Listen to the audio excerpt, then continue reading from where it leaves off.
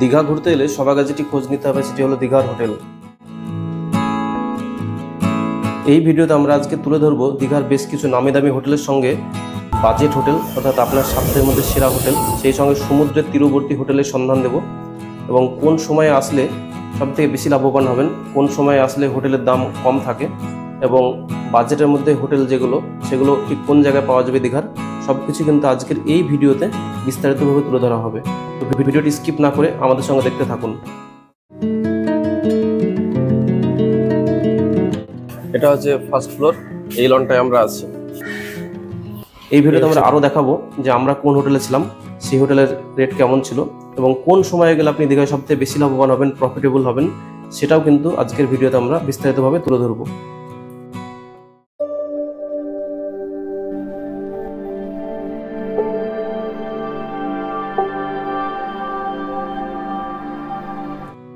Hello বন্ধুরা, এই মুহূর্তে দাঁড়িয়ে আছি দীঘার সমুদ্র সৈকতে। দীঘার সমুদ্র পাড় থেকে আমাদের আরও একটি ভিডিওতে আপনাদের স্বাগত জানাচ্ছি।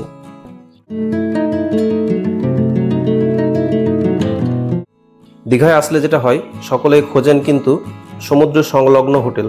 এখান থেকে কিন্তু দেখুন সমুদ্র পাড়ে দূরে দেখা যাচ্ছে হোটেলগুলো। এই হোটেলগুলো থেকেই কিন্তু শুরু হয় সমুদ্রের তীরবর্তী হোটেল এবং এর আগে আর কোনো হোটেল নেই। এই যে দূরে প্রথমে যে হোটেলটা দেখা যাচ্ছে এটা হচ্ছে হোটেল রেনবো, তার পাশে রয়েছে হোটেল রানীকুঠি, তার পাশে রয়েছে বসন্তপ্রিয়া, এরকম আরও অনেক হোটেল রয়েছে এবং এই সমস্ত হোটেলগুলো যেগুলো সি সাইড হয় সেখানকার হোটেলগুলো কিন্তু চাহিদা সবসময় বেশি হয়। অর্থাৎ এই হোটেলগুলোর দোতলা, তিনতলা, চারতলার চাহিদা সবথেকে বেশি হয়, কারণ সেখান থেকে খুব সুন্দরভাবে এই নিউ দীঘা সি বিচ স্পষ্টভাবে দেখা যায় এবং সন্ধ্যাবেলার সমুদ্রের মনোরম বাতাসে প্রাণটা জুড়িয়ে যায়। তো সেই জন্য এই সমুদ্র সংলগ্ন হোটেলগুলোর চাহিদা বেশি হয়। আজকে আমরা ঘুরে দেখব সেই সমস্ত হোটেলগুলো। তো যাই হোক, আমরা কিন্তু হাঁটতে হাঁটতে চলে এসেছি এই হোটেল পাড়ায়। এটা যেমন বসন্তপ্রিয়া। তো এই সমুদ্র সংলগ্ন যে হোটেলগুলো রয়েছে তার রেটগুলো যথেষ্টই হাই থাকে। বিশেষ করে non AC double bed room যেগুলো হয় সেগুলো 1200 থেকে 1400। এবং আরেকটা জিনিস বলে রাখি, এসি রুমের ভাড়া কিন্তু সবসময় বেশি হবে। যেটা বলতে চাইছিলাম সেটা হচ্ছে এটাই যে আপনারা শুক্র, শনি, রবি এই 3 দিন কিন্তু পিক টাইম থাকে দীঘাতে এসে। আমি এটা জেনেছি যে শুক্র, শনি, রবি বেশ ছুটি থাকাতে এই 3 দিন পর্যটকের প্রচণ্ড ভিড় হয়। ফলে এই 3 দিন এখানে প্রত্যেকটা হোটেলের রেটই কিন্তু থাকে অত্যন্ত চড়া। তো আমরা একদম সামনে যে হোটেলগুলো চলে সেগুলোর রেট ওই 1200 থেকে 1400 নন এসি ডবল বেড, এবং এসি হলে 2800, 3000 এবং যত আপনি উঁচুতে নেবেন 3 তলায় 4 তলায় সেটা কিন্তু 4000, 5000 পর্যন্ত হয়। তার একটা ব্লক পেছনে আমরা হেঁটে চলে আসলাম এই যে হোটেলটা, এই হোটেলটাতে আমরা ছিলাম। অ্যাকচুয়ালি সামনে রানীকুঠিতে থাকার আমাদের কথা ছিল, কিন্তু সেটা আমরা পাইনি লাস্ট পর্যন্ত। তো এই টোকিও ইনে ছিলাম। এটা সমুদ্র তীরবর্তী যে হোটেল তার ঠিক পেছনের ব্লকটাই আছে এটা। আমরা এই হোটেলটাই ছিলাম। এই হোটেলটা আপনাদের ঘুরে ঘুরে দেখাচ্ছি এবং এছাড়াও আপনাদের দেখাবো আরও বাজেট হোটেল, সস্তায় কোন কোন হোটেলে দীঘায় থাকতে পারবেন, তার সবই থাকবে এই ভিডিওতে। তো স্কিপ না করে ভিডিওটি দেখতে থাকুন।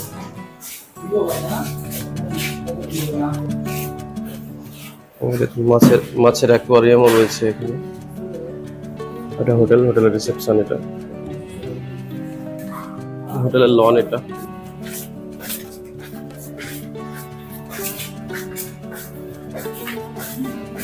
অন্ধকার।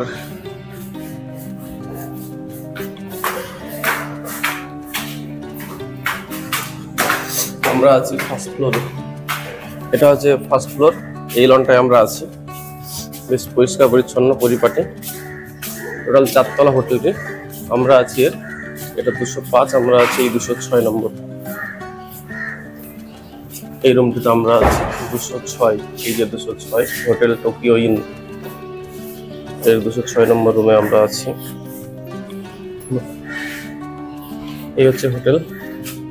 রাতে খাবার দিয়ে গেছিল, এখনো আছে ওগুলো পরে। জল, টিভিও আছে। এটা বাথরুম বিশেষ কিছু দেখানোর নেই, তো কমোড এটা রয়েছে। পরিষ্কার পরিচ্ছন্ন, এই নিয়ে কোনো কথা হবে না। এটা হচ্ছে নিউ দীঘা। নিউ দীঘাতে প্রচুর হোটেল রয়েছে। এটা হোটেল পাড়ায় বলা যেতে পারে। চারিদিকে ডানে বামে সামনে পেছনে সব দিকে হোটেল। মানে যে আসলে দীঘাতে আসলে হোটেলের কোনো অভাব নেই। এখানে 3 স্টার হোটেল থেকে শুরু করে কম বাজেটের 500 থেকে 600 টাকার মধ্যে আপনি হোটেল পেয়ে যাবেন।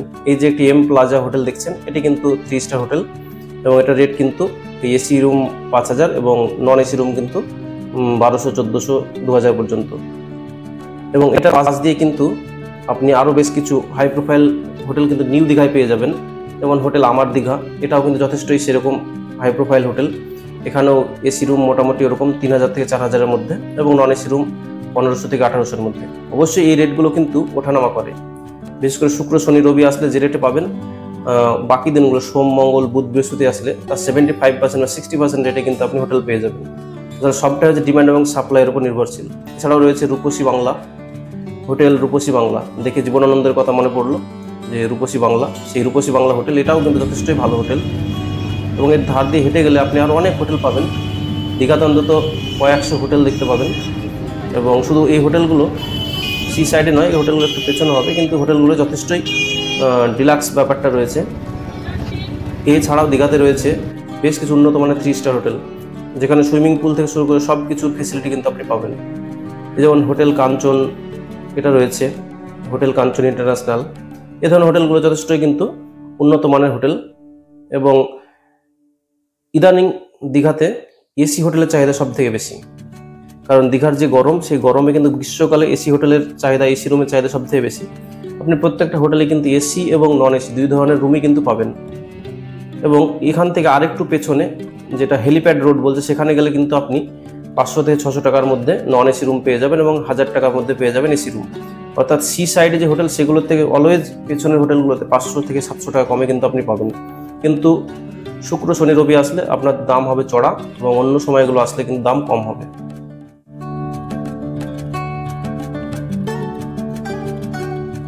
এবং দীঘার যে স্টেশন, সেই স্টেশনের সংলগ্ন অনেক হোটেল পেয়ে যাবেন। সেগুলো কিছু হোটেল আমরা দেখাচ্ছি আপনাদেরকে, যেমন হোটেল নিমন্ত্রণ অ্যান্ড রেস্টুরেন্ট, এছাড়া অনুষ্কা হোটেল অ্যান্ড রেস্টুরেন্ট আছে, সেটাও আপনাদের দেখাবো। আম্বালিকা হোটেল রয়েছে একদম দীঘা স্টেশনের ওপরে। দীঘা স্টেশনের আশেপাশে প্রচুর রয়েছে হোটেল। জাস্ট দীঘাতে হোটেল বুক করে দীঘা ঘুরতে যেতে হবে এমন কোনো ব্যাপার নেই। আপনার যদি মনে হয় আপনি হাওড়াতে ট্রেন ধরুন, দীঘায় গিয়ে নেমে পড়ুন এবং যে কোনো একটা হোটেল খুঁজে সেখানে উঠে যান এবং আপনি যেরকম বাজেটে নিতে চাইবেন সেরকম বাজেটেরই পাবেন। তবে একটা সতর্ক, সেটা হচ্ছে যে শুক্র শনি রবি এই 3 দিন গেলে কিন্তু হোটেল অধিকাংশ সময় বুক থাকে এবং হোটেলের চাহিদা থাকে বেশি, কারণ ছুটির দিন হওয়াতে পর্যটকদের ভিড় থাকে প্রচুর। তাই যদি কম বাজেটে হোটেল থাকতে চান এবং যদি সি সাইডেই থাকতে চান, তাহলে অবশ্যই সোম মঙ্গল বুধ বৃহস্পতিতে যান। আর যদি মনে হয় যে না শুক্র শনি রবির মধ্যে থাকবেন, তাহলে সি সাইড হোটেল অনেক বেশি রেটে হবে। সেক্ষেত্রে আপনার পেছনে হেলিপ্যাড রোডের দিকে আপনি হোটেল নিতে পারেন, সেখানে কিন্তু সস্তাতে হোটেল পেয়ে যাবেন। তো আমরা কিন্তু দীঘার এই হোটেলগুলো ঘুরে ঘুরে দেখছি এবং আমরা যে হোটেলে ছিলাম সেটা নিয়েও বলেছি। এবং এই যে হোটেল, এটা কিন্তু একদম স্টেশনের উপরে, হোটেল আম্বালিকা, এটি স্টেশন রোড, স্টেশন থেকে বেরিয়েই কিন্তু এই রাস্তাটা, এবং এখানে কিন্তু আপনি প্রচুর হোটেল পেয়ে যাবেন। তবে সচরাচর যেটা সবাই সি সাইড হোটেল পছন্দ করে, সেই জন্য সকলেই কিন্তু সমুদ্র সৈকতের দিকে আসে এবং সেই দিকে কিন্তু হোটেল নিতে গেলে আমরা যেগুলো দেখালাম একদম রানীকুঠি বা রেনবো কিংবা বসন্তপ্রিয়া, সাগরপ্রিয়ার মতো হোটেলগুলো কিন্তু একদম সি সাইডে, মানে সেখান থেকে পুরো আপনি সমুদ্র দেখতে পাবেন। সমুদ্রের যে অপরূপ মোহনীয় দৃশ্য, সেটা দেখে কিন্তু আপনি আনন্দ উঠাতে পারবেন। তো সেই ধরনের হোটেলগুলো দেখালাম। এবং আমরা যে হোটেলে ছিলাম সেটি ছিল টোকিও ইন, সেটা রেটটা মোটামুটি 1400 ছিল, যেহেতু সেটা শুক্রবার ছিল। এবং আমরা নন এসিতেই ছিলাম, কারণ এসি রুম ছিল না। অ্যাকচুয়ালি আমাদের থাকার কথা ছিল রানীকুঠিতে, কিন্তু রানীকুঠিতে আমরা যে হোটেলটা যে রুমটা বুক করেছিলাম, সেই রুমটা পরে গিয়ে দেখলাম গ্রাউন্ড ফ্লোরে, সেজন্য আমাদের পছন্দ হয়নি, সেজন্য আমরা অগত্যা বাধ্য হয়ে পেছনের রুম নিয়েছিলাম। তো আমাদের এই ভিডিও কেমন লাগলো আপনারা অবশ্যই কমেন্ট করে জানাবেন। আর আমাদের চ্যানেলে যদি আপনারা নতুন হন, তাহলে আমাদের চ্যানেলটিকে সাবস্ক্রাইব করে নেবেন। আর ইতিমধ্যে করে থাকলে সকলকে অসংখ্য ধন্যবাদ।